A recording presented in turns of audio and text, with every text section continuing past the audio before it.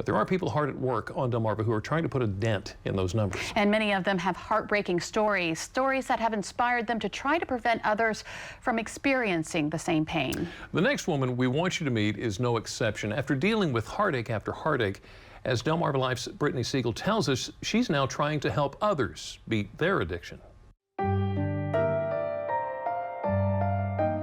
Drug addiction comes in all shapes and sizes. Tammy Broadhurst of Delmar saw it take form more times in her life than most. Addiction has been in my family since I can remember. My brother recently passed from a heroin addiction.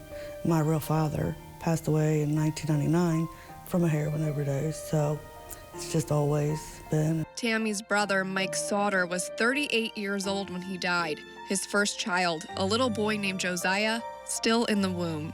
The emotional toll on the family began long before the drug took Mike's life. Tammy says the on and off struggles with addiction would lead Mike to steal, even from his loved ones. We all thought he had himself back together, but about 8 months ago, we found out he was using again and just went from bad to worse. Mike's loved ones highlighted addiction in his obituary with hopes of protecting another family from the pain.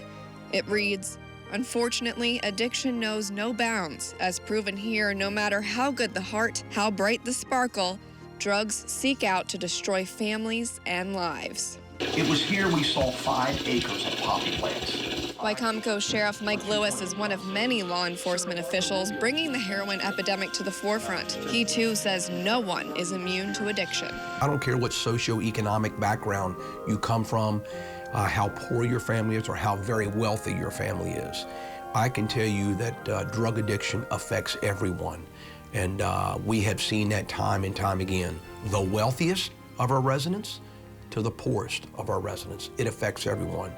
You cannot look at a book at all and judge its cover. The heroin problem is so rampant here on Delmarva that it's being called an epidemic. Its devastating effect on the community caught the attention of Maryland Governor Larry Hogan, who created a heroin and opioid emergency task force. I deal with grief-stricken parents every single day of my life whose children are suffering from heroin addiction.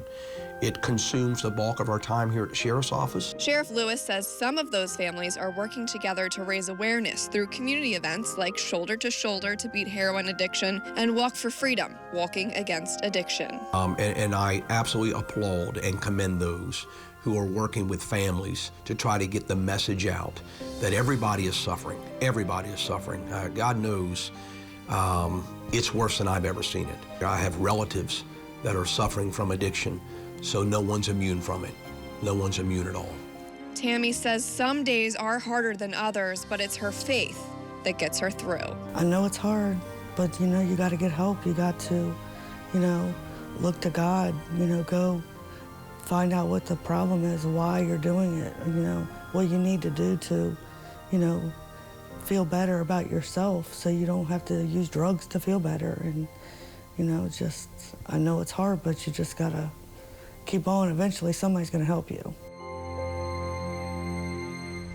Well, as you can tell, Tammy's faith is strong.